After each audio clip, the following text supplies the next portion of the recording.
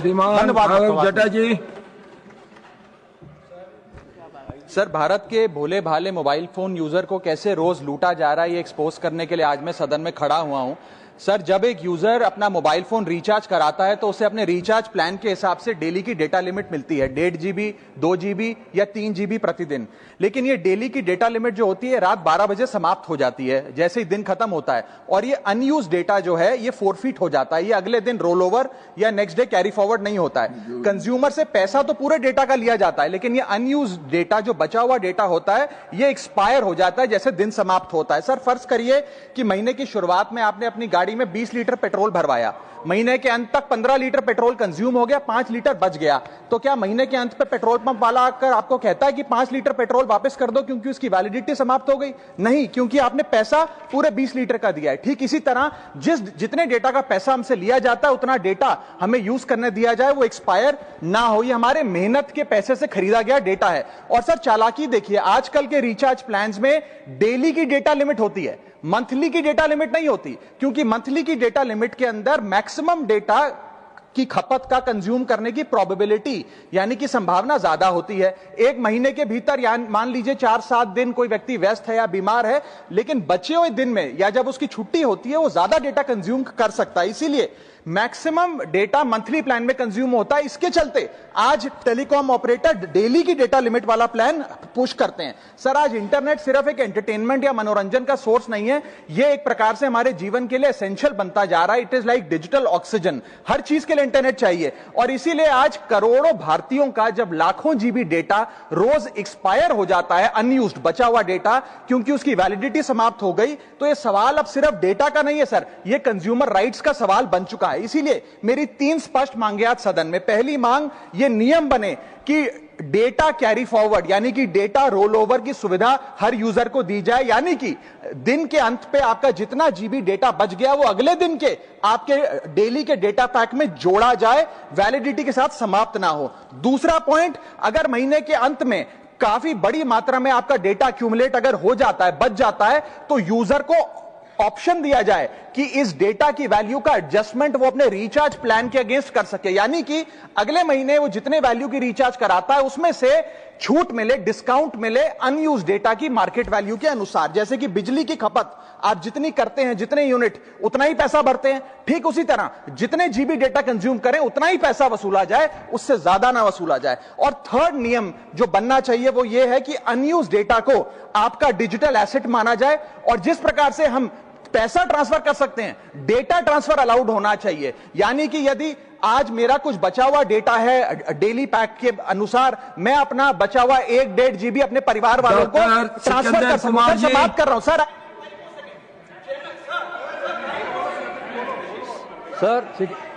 आपने हिमाचल प्रदेश के कांगड़ा और हमीरपुर जिलों को जोड़ने के लिए बसंती पट्टन और खेरी के बीच ब्यास नदी पर दोहरे लेन के पुल के निर्माण की अवस्था पर बोलने का अवसर दिया। आपका बहुत बहुत आभार। सभापति जी, मैं सदन के माध्यम से भारत सरकार और विशेष रूप से केंद्रीय सड़क परिवहन एवं राजमार्ग मंत्रालय का ध्यान हिमाचल प्रदेश के एक अत्यंत महत्वपूर्ण विषय की ओर आकर्षित करना चाहता हूँ। जिला कांगड़ा और हमीरपुर की सीमाओं को जोड़ने के लिए ब्यास नदी पर बसंती पट्टन और खेरी के बीच एक डबल लेन पुल का निर्माण समय की मांग है। वर्तमान में कांगड़ा और हमीरपुर जिलों के बीच सीधा संपर्क न होने के कारण यात्रियों को लंबा और कठिन रास्ता तय करना पड़ता है। बसंती पट्टन और खेरी के बीच का यह क्षेत्र भौगोलिक रूप से एक दूसरे के करीब होते हुए भी ब्यास नदी के कारण बटा हुआ है।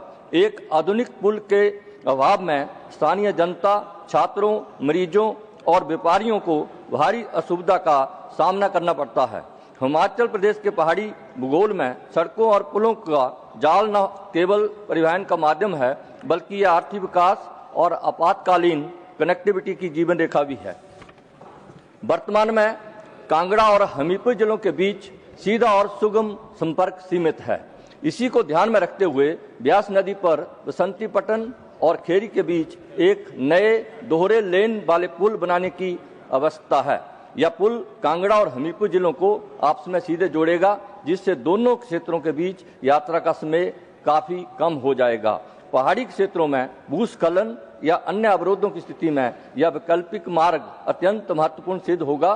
बेहतर कनेक्टिविटी से स्थानीय व्यापार, कृषि उत्पादों के परिवहन और पर्यटन को बढ़ावा मिलेगा, जिससे क्षेत्रीय अर्थव्यवस्था को मजबूती मिलेगी। बसंतीपट्टन और खेरी के बीच ब्यास नदी पर प्रस्तावित दोहरे लेन का पुल केवल एक ढांचागत परियोजना नहीं है, बल्कि यह क्षेत्र के समावेशी विकास का द्वार है।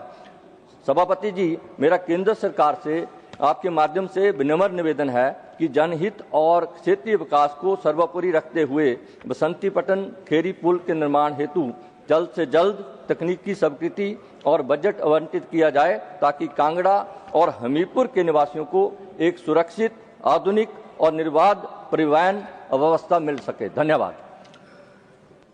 मैं Swati Maliwal ji. Thank you chairman sir.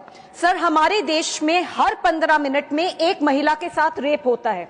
देश में महिला आयोग 1992 में बने, लेकिन आज तक ना तो इनके पास पावर्स हैं, ना रिसोर्सेज और ना ही ऑटोनॉमी।